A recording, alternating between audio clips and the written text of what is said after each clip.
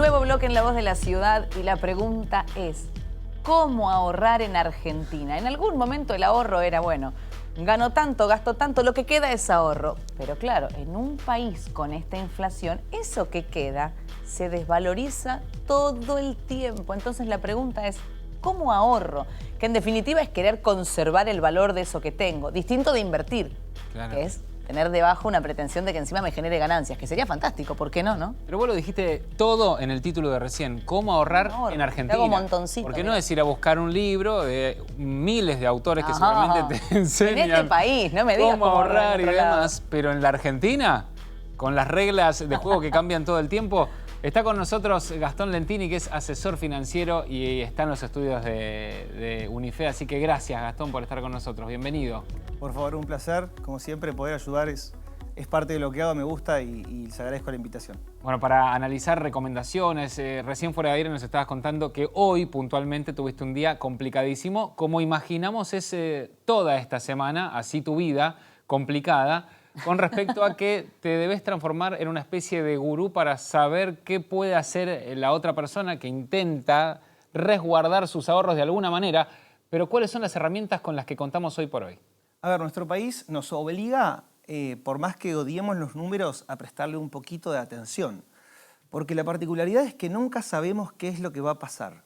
Entonces tenemos que hacer lo posible para, con las herramientas que sí podemos gestionar, o sea, usarlas sí o sí. Porque si no, justamente, como bien decía él, plata que tenemos parada es plata que perdemos. Dinero que guardamos en un chanchito, como nos enseñaron en alguna época. Ahí lo tenemos Claro, de es- fondo. Justamente, obsoleto. Es plata que cuando la vamos a sacar ya no sirve para nada. Y esto es muy importante explicárselo a nuestros hijos, ¿no? Ya tal vez a los 10, 11, 12, los chicos empiezan a entender que van al colegio, van al kiosco y ese sándwich, esa gaseosa que antes valía 100 pesos, ahora vale 300. Y lo ven como algo natural y así crecemos, ¿no? Pero bueno, ahí está nuestra responsabilidad como adultos, me parece, el ir empezando de a poquito a explicar, bueno, ¿qué herramientas tenemos conceptualmente? ¿Qué está pasando? ¿Cómo sube ese precio? ¿Por qué? ¿Y qué podemos hacer justamente para que la próxima vez que tengamos que ir a comprar algo no hayamos perdido lo más importante, que es el poder de compra de nuestro patrimonio, de nuestra plata, de nuestro sueldo? Porque al fin y al cabo no nos damos cuenta y termina siendo esfuerzo que nosotros le ponemos a nuestro trabajo, a nuestros días, justamente para conseguir ese salario, ¿no? Pensaba en lo que recién decías, naturalización. Verdaderamente nos acostumbramos a vivir con reglas con las que el resto del mundo no vive. Tenemos inflación y porcentajes y números que en cualquier otro país esto sería caótico, ¿no? Lo que nosotros tenemos mensual en otro país lo tienen anual y sigue siendo caótico. Nos acostumbramos a estas reglas. A principio de año escuchaba gente de España, de pronto analistas de España, que empezaban a tener los mismos titulares y los mismos problemas que nosotros. Uy, fui al supermercado y aumentó la carne un 3%. Y ese era el gran problema de España, que nosotros tal vez es como si estuviésemos en carriles de la autopista, ¿no? Es el mismo carril en el mismo sentido, pero nosotros vamos a una velocidad muchísimo más rápida. Entonces, quien no toma justamente medidas y no maniobra a tiempo, tiene muchas más chances de justamente lastimar su patrimonio, que se traduce en perder plata. Con lo cual hoy nos vemos obligados, de nuevo, a, siempre digo, ordenarnos. Hay gente más ordenada, gente más desordenada, pero acá en las finanzas siempre sugiero sentarse un ratito y así sea en una servilleta de papel o en un Excel, como le guste a cada uno, hacer esa cuentita que se llama presupuesto, ni más ni menos. Es bueno, ¿cuánta plata voy a ganar en el mes? ¿Cuánta plata me va a entrar? ¿Tengo un trabajo en blanco? ¿Tengo algún ingreso en negro? Bueno, en esta cuentita también tenemos que ponerlo, porque después eso nos va a servir de guía justamente para decir, bueno, ¿puedo gastar? ¿Cuánto puedo gastar? ¿Tengo deudas? ¿No? Y ahí empezamos a ordenarnos justamente. Y acá la primera recomendación es, se está poniendo de moda, me parece, esto de no pagar la tarjeta. O pagar el mínimo de la tarjeta, porque a veces... Mira cómo te hago. No. Bueno, lo he escuchado y me sorprende. ¿Por qué? Porque las tasas de las tarjetas son enormemente altas. Entonces, esto de algún influencer diciendo no pague la tarjeta que después se refinancia, las recomendaciones escapen de ahí. Uno puede utilizar la tarjeta para pagar las compras del supermercado, pagar las cosas, pero al final de mes, justamente este orden del que hablábamos en el presupuesto tiene que alcanzarnos para pagar. Porque si nosotros compramos una promoción de 2x1 y la pagamos con tarjeta, pero cuando llega la tarjeta no la pagamos, empiezan a correr unos intereses muy, muy altos. Y ahí es donde no nos damos cuenta y nos empezamos a meter en una bola de nieve que justamente nos juega en contra, porque esa deuda aumenta y los intereses generan intereses. Entonces, para toda ama de casa, para todo trabajador que usa la tarjeta y dice, bueno, la pago después porque me dio un gustito, preferiría sugerirle evitar ese gustito para llegar a pagarla justamente a tiempo, ¿no? Para evitar un dolor de cabeza también. Me hiciste acordar automáticamente a lo que nosotros como país o el Estado está atravesando con el FMI, con esto de ir pagando las cuotas de intereses, no de capital, ¿no? Y es lo mismo, si vos sentís que ese gustito hoy está buenísimo, pero representa que la cuota del mínimo de la tarjeta la vas a poder llegar a pagar, pero te representa que vas a estar atado muchísimo más tiempo, porque después esa bola empieza a ser más grande, esa bola de nieve, y el total va a ser impagable de acá a un año. Escucho y me da un poco de bronca porque es exactamente como lo decís. Pero claro, los volúmenes, los tamaños, los involucrados en esa deuda, en ese caso, somos todos nosotros, ¿no? El FMI nos está dando dinero para que con ese mismo dinero le paguemos lo que le debemos. Pero a su vez seguimos endeudándonos más. Exactamente. ¿Cómo salimos de este embrollo? Vamos a tener que ver cómo justamente qué decisiones toma el próximo presidente, pero siempre soy amigo de volver a la realidad, volver al llano, volver a nuestro metro cuadrado, ¿no? Justamente, bueno, hablo con mi hermano, con mi primo, con mi compañero de trabajo, pensando en cuál es nuestra realidad. No vamos a juntar suficiente dinero para pagarle al FMI entre nosotros, con lo cual la propuesta es justamente decir, bueno, ¿qué podemos hacer? Presupuesto, regla número 1.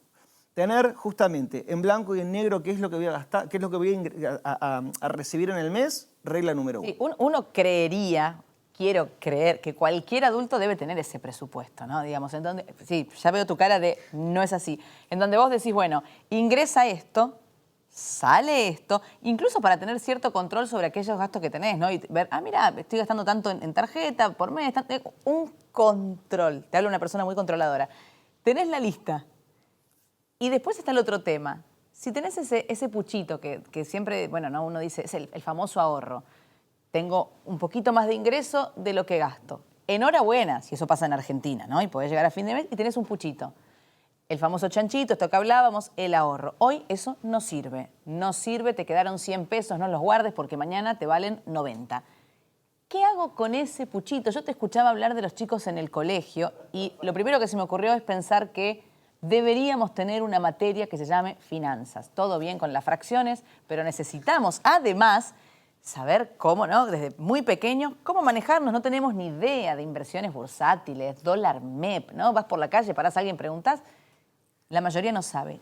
¿Qué hago con esos 100 pesos, ese puchito que me quedó? Ustedes se sorprenderían la cantidad de profesionales grandes, exitosos, digo, médicos, diseñadores gráficos, músicos, que tienen éxito en su carrera, empiezan a recibir un ingreso interesante, tienen un excedente y no saben qué hacer. Claro. Justamente, porque dice, ¿qué hago? Bueno, compro dólares y listo. Claro. Y los compro en el blue. ¿Y qué hago? Bueno, ahí empieza, nos metemos tal vez en la pregunta esta o en este tema relacionado a que una buena sugerencia es, en general, separar el 10% de lo que ingresa. Ese día 1, separar el 10% y gastar el resto del dinero.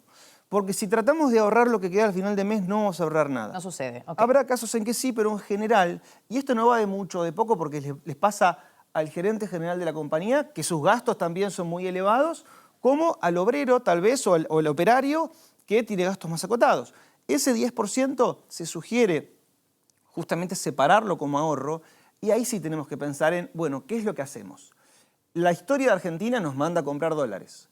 Ahora bien, comprar dólares no alcanza, porque si bien nos elimina el problema inflacionario de ese 140% justamente argentino, bueno, nos lleva a otro carril, como mencionábamos antes, donde la inflación del dólar está cerca del 4, del 5. Con lo cual, reduzco mucho la velocidad, claro. Pero el problema... El auto sigue avanzando, el que vos habías puesto en marcha hace un rato. Exactamente. Entonces, tenemos que tomar alguna medida adicional Porque si no, de pronto, si nosotros recibimos un dinero hoy, pasan 10, 15 años y vamos a poder comprar la mitad de las cosas, por más que tengamos los dólares guardados en el fondo del zapato o en la caja de seguridad, ¿no? Con lo cual, ahí podemos llegar a digamos, herramientas que todos tenemos a la mano, son los fondos comunes de inversión, como justamente los del Mercado Pago, todos los bancos tienen fondos comunes de inversión y nos van a permitir, ¿sí? Algunos se asustan cuando hablo de fondos, pero es una herramienta simple, diversificada, que está gestionada por profesionales. Siempre estamos hablando de dinero registrado y bancarizado. Pero uno puede, por ejemplo, invertir en fondos que dolaricen la posición, por ejemplo. Yo voy con mis 100.000 pesos que junté, compro un fondo y ese fondo adentro tiene cosas, por llamarlo así técnicamente, se llaman obligaciones negociables, que es deuda de empresas, por ejemplo, emitida en dólares. Entonces yo voy con mis pesos, compro un fondo, que ese fondo adentro tiene dólares. Entonces, ¿qué hago? Me dolarizo. Claro. Pero ¿dónde está la diferencia? Con que ese fondo va a tener un rendimiento que puede ser del 6, del 7, del 10% anual. Entonces, automáticamente, compré el fondo con mis pesos, pero mis pesos están en un fondo que genera intereses en dólares. Y ahí sí, me corro del juego de este carril donde estaba perdiendo contra la inflación en dólares y empiezo realmente a hacer que mi plata deje de perder poder adquisitivo y además empiece a trabajar para mí. Lo que pasa es que ahí necesitas un Gastón Lentini en casa, un asesor financiero, porque yo pienso en aquel que por ahí trabajó todo el día y está en la situación que vos decís, bueno, tengo este puchito, ¿qué hago para que no se desvalorice? Y ahí uno se enfrenta con el famoso desconocimiento y el temor al riesgo que corres, porque el miedo es, si pongo esto acá y pierdo todo, ¿no? Es un poco eso, el temor de la gente porque no conoce, el desconoce. Trabajas todo el día, llegas a tu casa, no tenés tiempo para leer sobre fondos de inversión en dólares, bolsa, mercado bursátil, ¿no? No es tan difícil. Ok. Yo ahí trato de sacarle la solemnidad, digamos, porque hoy las aplicaciones nos han ayudado muchísimo. Sí, claro. Pero me parece que la recomendación, mucha gente que lleva acostumbrada a hacer un plazo fijo, mi recomendación no es no haga más plazo fijo y ahora haga esto que sugerimos acá, no. Es deje un poquito de ese dinero en el plazo fijo y pruebe con otra cosa. Entonces ustedes siguen invirtiendo en lo que conocen, con la seguridad que ya sienten, se sienten tranquilos, y por otro lado, con una parte pueden probar en un fondo. Hace poquito estuvimos haciendo un ciclo en Instagram justamente buscando volverlo un taller. Entonces la idea era que cada persona invierta 1.000 pesos en un fondo, a través de la aplicación del banco, a través de la aplicación para invertir, 1.000 pesos. Entonces nosotros sabemos que emocionalmente uno puede decir, uy, si pierdo todo, yo sé que no vas a perder todo. El que está en el mercado conoce que ese riesgo no existe, en ese caso. Pero para vos lo que estás arriesgando es un capital más bien pequeño. Claro. Entonces esa emocionalidad no la vas a tener, pero sí vas a ganar justamente la experiencia de ver cuáles son los botones, cómo funciona, qué es un fondo, cómo se mueve. Y en un futuro esos 1.000 pesos se te pueden transformar ya perdiendo el miedo. Bueno, vamos a probar con 10 y posteriormente vamos a probar con 50 y así sucesivamente, ¿no? Como para estar ganando esa seguridad de que uno no va a perder la totalidad de esa inversión. Porque el fondo común de inversiones tal vez genera cierto temor en el inversionista, pero es justamente lo que vos decís, ir perdiendo ese miedo. Nadie nos apura y nosotros, seamos más jóvenes, más adultos o más crecidos, por decirlo así, tenemos tiempo, nadie nos apura. Esto no es para hacernos millonarios pasado mañana. Eso generalmente termina siendo una estafa. Entonces, a donde tenemos que apuntar es a entender lo que hacemos, despacio primero, sin ningún apuro. Primero a tratar de aguantar el avance de la inflación, no ser, ya, ir a apuntar a ser millonario ya para bajarle la espuma a aquel que está viendo del otro lado. No, con esto no vamos a lograr eso. Primero, lo primero que es tratar de evitar perder esos ahorros, perder el valor que uno tiene con lo que trabaja día a día, ¿no? Porque después te queda ese pucho que vos recién decías y claro, el avance de la inflación te lo va comiendo. La primera regla de todas las finanzas, y esto es Warren Buffett, es tal vez el inversor vivo más exitoso de todos los tiempos, dice, primera regla, no perder dinero. Segunda regla, revise la regla anterior. Entonces, si ahorramos en pesos, lo primero que tenemos que hacer, básicamente, es no perder contra la inflación, y después podemos empezar justamente a, ganando gimnasia, ir probando otros instrumentos, después podemos ir directamente a obligaciones negociables, acciones, CDRs, bonos. Es un mundo completamente amplio y profundo y arriesgado si uno quiere justamente arriesgarse. Pero volviendo la idea de ser ordenado, de entender lo que uno está haciendo, de hacerlo despacio justamente para no cometer errores y si quieren de buscar un asesor es, digamos, un camino que los va a ayudar, me parece en general, a ordenar, a darle forma y sobre todo a lograr esos objetivos que tenemos, porque uno no ahorra sino para consumir después, ¿no?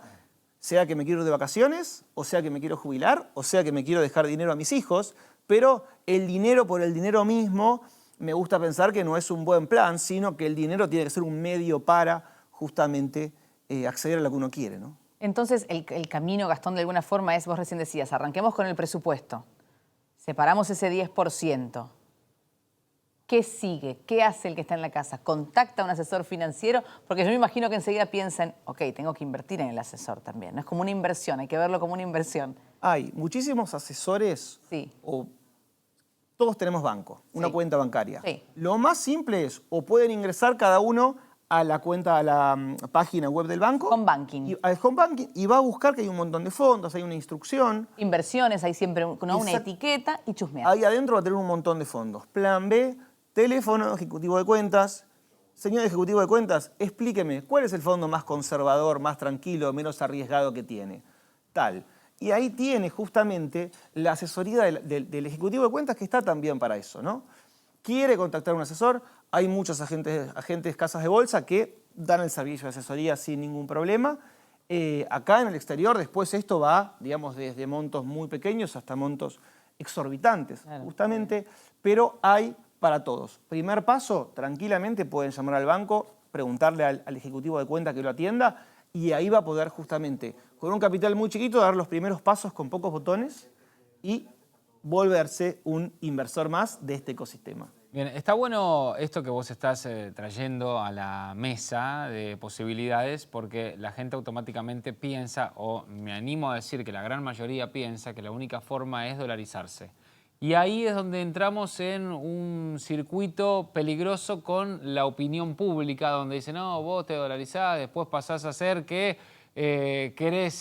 no crees en la moneda de tu país. Bueno, más allá de todo eso, no deja de ser una discusión actual que es un tanto ilógica si uno va a la práctica y se da cuenta lo que significa el peso con el correr de los años y hoy por hoy también con el avance de la inflación, pero termina sucediendo con esto de dolarizás y después ¿qué haces? Primero, empezar a analizar diferentes herramientas, que es lo que vos estabas diciendo, los fondos, esto de incluso de esa manera también darle la posibilidad a alguna empresa que no le está yendo muy bien y de esa forma ayudarlo. Y además vos también te vas resguardando de la inflación.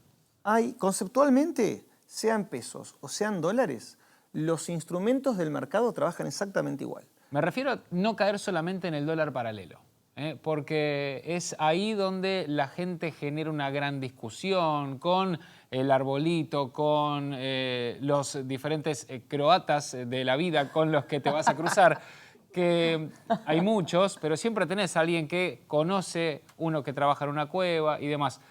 Hay herramientas legales también para dolarizarse y eso es lo bueno que mucha gente no lo sabe todavía. Abrirnos el abanico, ¿no? Dólar MEP, dólar contado con Y liqui, está bueno, ¿no? que lo traigan. Digo, el mercado es informal, por más que todos tienen una persona conocida que compra en el mercado informal o vende en ese mercado, si tenemos dinero registrado, la idea de comprar dólar MEP es ni más ni menos dólar MEP. No, es algo muy simple. Es una operación del mercado donde un día se compra un bono en pesos, el mismo bono cotiza también en dólares, entonces al otro día lo vendo en dólares. Y cuando vendo ese bono me dan dólares. Esa es la operación tan famosa de dólar MEP. Es muy simple, los bancos la ofrecen, muchas casas de bolsa a través de la aplicación la ofrecen haciendo un solo clic. Entonces, es una alternativa completamente válida que hoy, por ejemplo, nos permite acceder a un dólar cercano a 870, ¿sí? Mientras el blue está a 9.20, 9.40. Y accediendo al mercado blue, lo que estamos haciendo también es hacer desaparecer ese dinero de nuestro patrimonio, ¿no? Es decir, A fin de año yo no Claro. puedo declarar, Es mágico. le voy a comprar una casa. Ah, señor, y cuénteme, ¿de dónde sacó los dólares? Lo compré en la cueva. Imposible. O sea, imposible. Sucederá Claro. en algún caso. Pero uno no puede declarar que compró $100.000 en el Blue. Imposible. Eso es plata que no existe, es plata fuera del sistema. Y si uno quiere después comprar un auto, una casa, una cochera, un bien registrable, no va a tener forma, entonces va a tener tal vez ahí un o costo o problema contable, porque va a tener que darle forma y explicarle a la FIP cómo juntó la plata para justamente comprarse una casa. Hay muchas personas del espectáculo que tienen un montón de dinero sin declarar en la casa. Bueno, después está en problemas porque tiene que justamente explicar de dónde salió, ¿no? Sí, claro. Recién decías dólar MEP. ¿Qué otras aristas o cuestiones podemos tener en cuenta para invertir? Dólar MEP, el dólar contado con liqui. Recién dijiste fondos de inversión también para contemplar, plazo fijo. ¿Son como las más conocidas? A mí el plazo fijo mucho no me gusta. No, Hay ya momentos en que ha dado Te veo. resultado, Sí. pero creo que el riesgo también es muy alto. Aparte, en algún momento va a tener que terminar Sí. esto. Ya No. es una mentira que Sí, por sobre todas las ya va a cosas. tener su fecha de vencimiento, Leonora. El antecedente del... Te veo enojado, pero el antecedente del Es plan así. Bonex, yo Claro. creo que es lo que a todos más nos aqueja, ¿no? Digamos, el que se quema con leche, ve una vaca y llora. Algún día intentó decirlo Patricia Bullrich. Sí, te iba a decir, Salió me no le acordaba salió con tanta a agilidad. Pato. Ok. Pero es verdad, ¿no? Digamos, hay que ser Tenemos cauto. Los más jóvenes, si se quiere, tenemos ahí fresquito el recuerdo del 2001, 2002, Corralito. Los que tienen más años, justamente Plan Bonex y 89, donde todo funciona igual. Hay una pelota de deuda pero tan grande que el decisor termina diciendo, ¿qué hacemos con esto? Hagamos una cosa, le decimos al que le debemos que le pagamos dentro de 10 años. Claro, Y tranqui, nos vimos. gracias. Y después, bueno, empezamos de cero, ya acá no pasó nada. Claro. ¿Sí? Ahí es fácil tal vez empezar de cero, pero alguien paga y ahí están los inversores que de pronto tenían $100 y terminan teniendo 30. ¿A cuánto estamos de eso, Gastón? A ver, hoy los bonos argentinos están cotizando un precio muy similar al que cotizan los bonos de Venezuela. Con esto quiero decir, el mundo nos ve a nosotros en una situación tan financiera tan delicada como Venezuela. Alguien me puede decir, pero no estamos tan mal. Bueno, pero tenemos fama de que no pagamos muy seguido.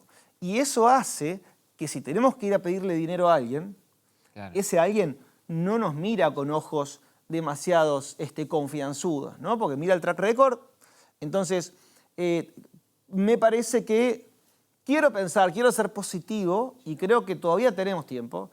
El 2025 ya me parece un año donde vamos a tener vencimientos con el FI mucho más grandes, 2024 tal vez no, pero el 25 ya lo veo muchísimo más desafiante si no se toman medidas antes y esperemos tener una buena cosecha el año que viene, esperemos que se active Vaca Muerta, esperemos que el litio siga progresando, pero hay un montón de condicionales que nos obliga, como decíamos recién, a o poner la plata en un fondo, o comprar dólares, invertir esos dólares, o lo que mencionaba él, buscando justamente, para quien conoce un poco más de mercado, la figura del CDR, que el CDR no es ni más ni menos que la posibilidad de comprar una acción de Coca-Cola, de Microsoft, de Tesla o de Google con pesos. Y yo puedo ir con 5.000 pesos y me compro una acción de Google.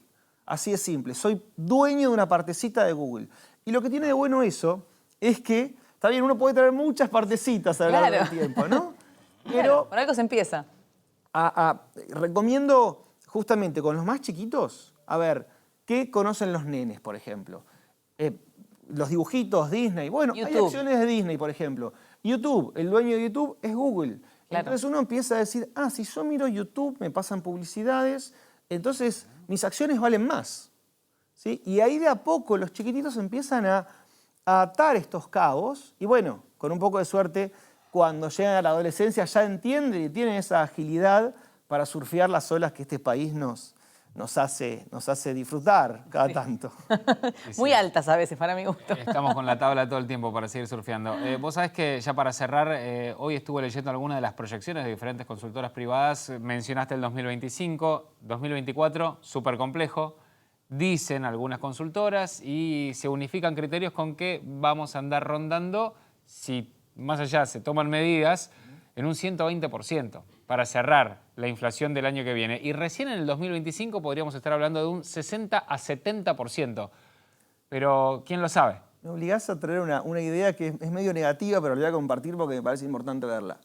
Tenemos un montón de precios cuidados, restringidos, que es el nombre que queramos ponerle. Congelados. Pero hay un montón de precios que no subieron. ¿Bien? El pan subió 3 veces, la nafta no. Prepárate 1 de enero. Ahí empieza el problema. Digo, antes de bajar la inflación, vamos a ver una inflación muy alta. Porque todos esos precios tienen que corregirse para después entrar en un lugar donde, lo que mencionábamos hace poco, un boleto colectivo no puede salir el equivalente a 20 cafés. Algo en esa cuenta no está funcionando bien. No es justo ni injusto, ¿no? Digo, no puede ser que cuánto esfuerzo de mi trabajo representa tomar un café o un colectivo. Entonces ahí ese ajuste de precios para mí va a tener que darse. La inflación evidentemente va a seguir, ojalá, digo, me atrevo a decir, cierre el 24 en un 120, pero me parece que tenemos mucho camino por recorrer. Esperemos de vuelta que haya una buena cosecha, porque eso nos va a dar dólares. Esperemos que se exporte gas y petróleo. Vaca Muerta, gasoducto Néstor Kirchner, ¿no? Exactamente. Hay otros gasoductos, también proyectos para exportar gas a Brasil, pero son un montón de condicionales y potenciales de los cuales estamos acostumbrados, como el tren de alta velocidad que alguna vez nos prometieron. Digo, a medida que se vayan, Dios quiera, consolidando y realizando esos proyectos, vamos a vivir un año tal vez más estable, pero me parece que ya pensar en 3 meses o 6 meses nos pone en una situación bastante incierta, ¿no? Bueno, y incertidumbre en una semana realmente incierta, con todo lo que te está generando a vos también el trabajo del día a día y tantos llamados de parte de la gente. Gastón, te queremos agradecer por estar acá con nosotros, por venir, por tu tiempo y por todo lo que sabés, que se lo volcaste a la gente también. Un placer, gracias por la invitación. Siempre que pueda ayudar estoy para eso. Muchísimas gracias, un placer. Gastón Lentini aquí con nosotros, asesor financiero. ¿Está para hablar todo el día? Sí, podemos seguir también, ¿no? Porque tenemos un montón de preguntas más. Absolutamente, un placer. Bueno, quédate con nosotros, hacemos una pausa más y en un rato más información hasta las 9 de la noche te acompañamos, no te vayas.